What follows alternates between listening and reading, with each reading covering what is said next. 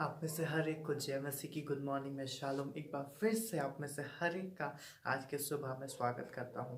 और जैसा कि आप जानते हैं कि हर बुधवार हम लोग प्रार्थना के लिए इकट्ठा होते हैं, तो आज की शाम भी हम लोग एक साथ इकट्ठा होने वाले हैं और आपके सारे प्रार्थना निवेदन के लिए हम लोग प्रार्थना करेंगे।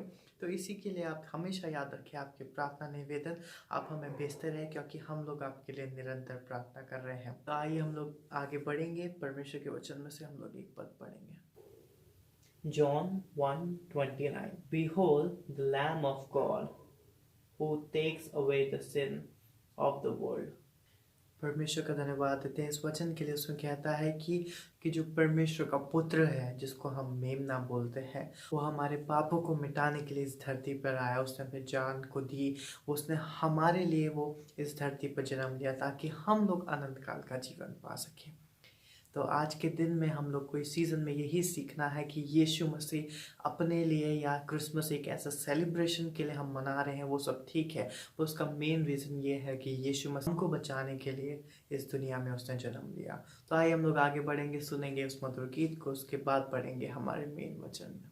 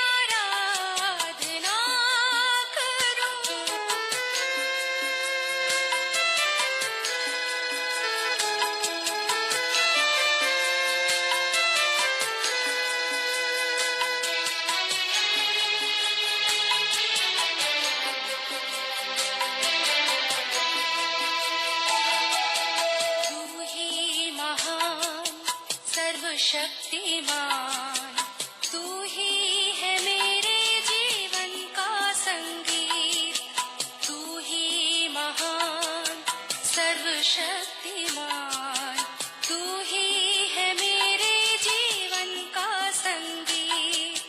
हृदय के तार छेड़े झनकार, हृदय के तार छेड़े झनकार, तेरी आराधना है मधुर गीत।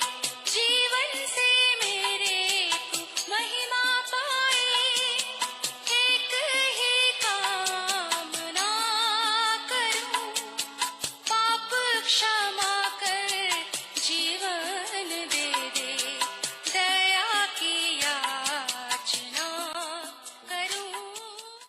हम प्रभु परमेश्वर को धन्यवाद देंगे आज की सुबह के लिए कि परमेश्वर ने आज की सुंदर सुबह में दी है, ताकि हम परमेश्वर की महिमा करें और परमेश्वर के नाम को धन्य कह सकें। आप सभी का स्वागत आज की सुबह में। परमेश्वर आपको उत्तम आशीष दे और आज के ये दिन आपके लिए बहुत ही आशीष का दिन बन सके। हम अपनी आंखों को बंद करें और आज की इस डिवोशन के लिए प्रभु परमेश्वर से आशीष मांगे। प्रेमी और दयावान परमेश्वर, हम आपके आभारी हैं कि आपने हम पर दया की। प्रभु रात्रि का मीठा विश्राम दिया, आज की सुंदर सुबह दी, इसके लिए धन्यवाद प्रभु जी। हम धन्यवादित हैं कि आपने रात्रि में मीठा विश्राम दिया प्रभु, आपकी सुरक्षा में मिली। और आज के दिन में प्रभु आपने में इस योग्य समझा ताकि प्रभु हम आपके वचन की निकटता में बैठ सके, आपके वचन पर मनन कर सके, आपकी गहराई को हम जान सके प्रभु, और जीवन में उन्नति पाए। हमारा आत्मिक जीवन प्रभु आपको भा सके, यह आत्मिक जीवन बढ़ता चला जाए और आपके नाम को धन्य कह सके। हमारे सारे भाई बहनों के लिए हम प्रार्थना करते हैं जो बीमार है, परेशान है, कठिनाई में, दुख में, मुसीबत में। हे पिता, उनकी रक्षा कर प्रभु, आपका दया का हाथ उनके साथ बना रहे। आपकी करुणा उन पर बनी रही, आपकी सुरक्षा उन पर बनी रही, ताकि वो आपके नाम में आगे बढ़ते जाएं और जो आपकी योजना पिता परमेश्वर आपके नाम से पूरी की जाए।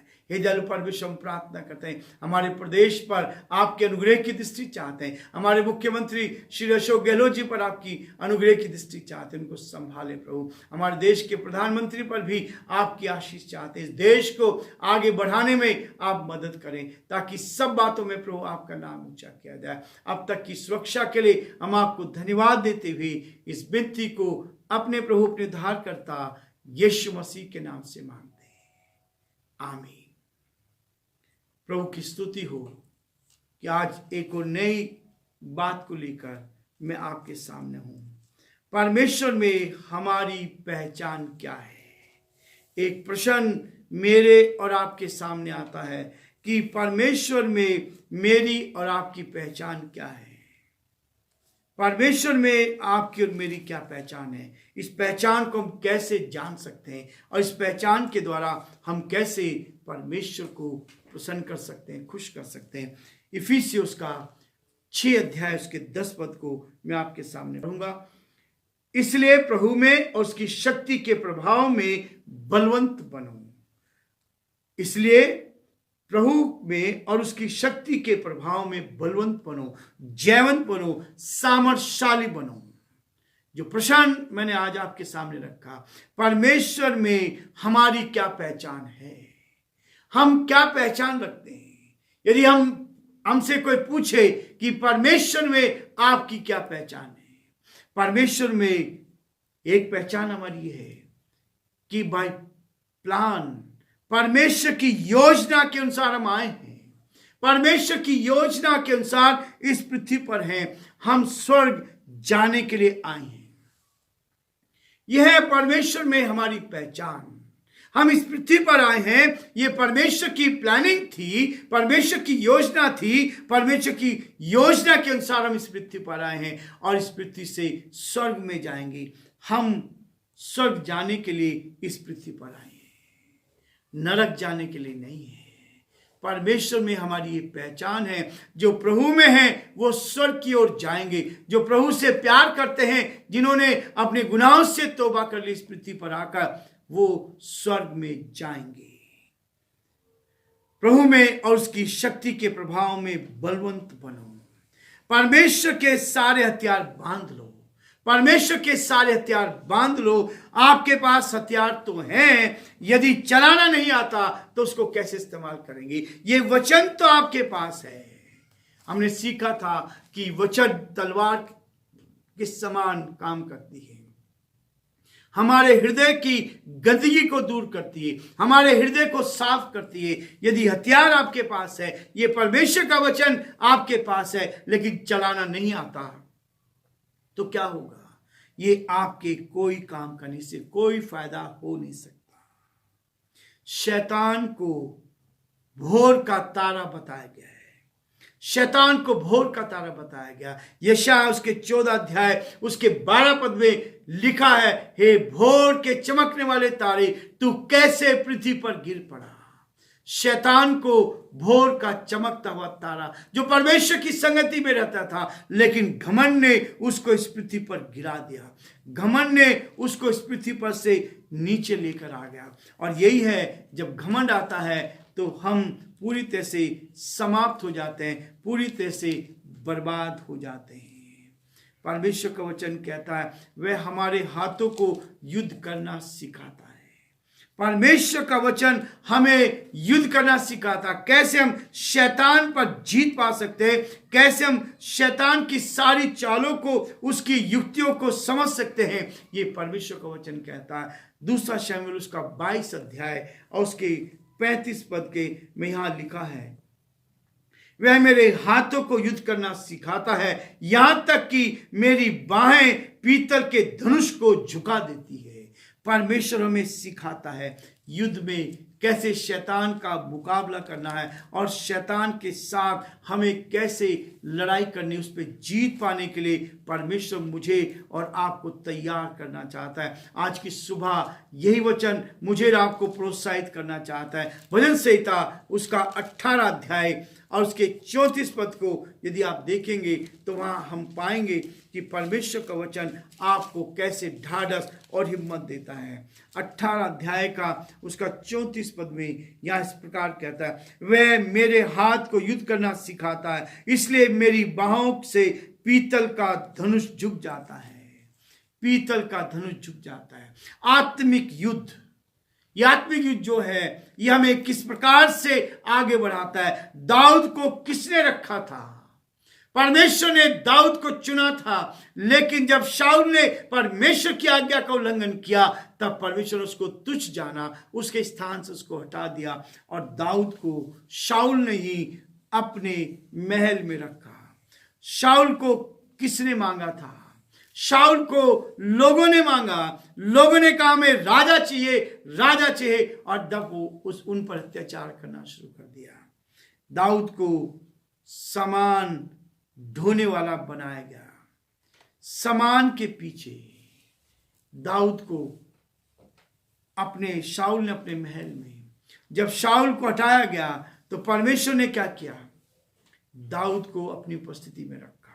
दाऊद जो था महल में उपस्थित रहने लगा, परमेश्वर के साथ संगति करने लगा, उस राजा के साथ संगति, क्योंकि राजा को दुष्टात्मा सता रही थी, शाऊल को दुष्टात्मा सता रही थी, और इस कारण से दाऊद को वहां रखा गया। और जब दाऊद वीणा बजाता था तब दुष्टात्मा भागती थी, दुष्टात्मा भागती थी। दाऊद जब उस युद्ध में गया गोलियत के सामने, दाऊद टोप पहनकर चल नहीं सका। दाऊद टोप पहनकर चल नहीं सका। कारण क्या था? उसने पत्थर लिया, क्योंकि उसने कभी टोप नहीं पहना था, वो तो अपनी गोफन को इस्तेमाल करता था। और तब उसने क्या किया? एक पत्थर से गोलियत को मार डाला। एक पत्थर से गोलियत को मार डाला। वह टोप के साथ हथियार चलाना नहीं जानता था, इसलिए दाऊद ने 5 पत्थर लिए थे। एक प्रार्थना से सब कुछ बदल सकता है। एक पत्थर से सारे इस्राएली जीत गए। गोफन में एक पत्थर लगा, गोलियत को दाऊद ने मार डाला। आपकी एक प्रार्थना से सब कुछ बदल सकती है। आपकी प्रार्थना इस पूरे शहर को बदल सकती है। आपकी प्रार्थना इस पूरे प्रदेश को बदल सकती है। आपकी प्रार्थना पूरे देश को बदल सकती है। 5 पत्थर दाऊद ने क्यों लिए थे? 5 पत्थर क्यों लिए थे? क्योंकि उसके 4 भाई और थे जो उस युद्ध में लड़ने के लिए आए हुए थे। इसलिए दाऊद ने 5 पत्थर लिए और केवल एक ही पत्थर से उसने वार किया। उसकी एक ही प्रार्थना से परमेश्वर ने गोलियत को, इतने बड़े दानव को हरा दिया। आज हमारी एक प्रार्थना बहुत से लोगों के जीवनों को बचा सकती है। सब कुछ बदल गया, सब कुछ बदल गया। परमेश्वर का आत्मा हमारे नाकों में चलता है। परमेश्वर की आत्मा जो उसने आदम के शरीर में डाली थी वो आज हमारे नाकों में चल रही है। यदि ये नाकों से सांस आना बंद हो जाए तो हमारा जीवन, ये परमेश्वर के आत्मा जो है हमारे नाकों में से होकर चल रही है। आप महसूस करें, ये नाक में से जब सांस निकलता है, ये आत्मा है किसकी? परमेश्वर की आत्मा हमारे नाकों में चल रहा है। ये पहचान है हमारी, उसको पहचान नहीं पा रहे, हम नहीं पहचान पा रहे। हमारे जीवन में ये नाक में से जो सांस निकल रही है ये परमेश्वर की आत्मा है, उसको पहचान नहीं पा रहे। परमेश्वर की आत्मा उसका सहायक है तो आप फेल नहीं हो सकते। यदि परमेश्वर आपका सहायक है, परमेश्वर की आत्मा आपका सहायक है, तो आप फेल नहीं हो सकते। आज्ञा उल्लंघन के पाप का परिणाम बहुत खतरनाक होता है। जब आज्ञा उल्लंघन करते हैं तो उसके पाप का परिणाम भयंकर होता है। शाऊल के जीवन में इस बात को देखते हैं। 1 शमूएल उसका 31 अध्याय 5 और 6 में इस बात को पाते हैं। उसका भयंकर परिणाम होता है। ये आज जो सांसें चल रही है हमारी नाक में से, जब तक नाक में सांसें चल रही है, ये परमेश्वर की आत्मा है जो आपके अंदर से होकर निकल रही है। ये वो आत्मा जो बाइबल के परमेश्वर ने आपको दी है, और वही हमारे नाकों में उसकी आत्मा चल रही है। परमेश्वर चाहता है कि हम उसके साथ चलते जाएं। प्रभु हम सब पर आशीष दे और प्रभु का हाथ हमारे साथ बना रहे। Thank you so much. आप सबका बहुत धन्यवाद कि अभी तक आप लोग हमारे साथ बने रहे। हम आशा करते हैं कि हमारे मॉर्निंग डिवोशन आपको पसंद आ रहे हैं। अगर आ रहे हैं तो कमेंट करना ना भूलिए। उसी के साथ साथ जो आपके प्रेयर रिक्वेस्ट है वो आप हमको भेजते रहिए, क्योंकि हम लोग निरंतर आपके लिए प्रार्थना कर रहे हैं। Thank you so much. Have a nice day. God bless you all.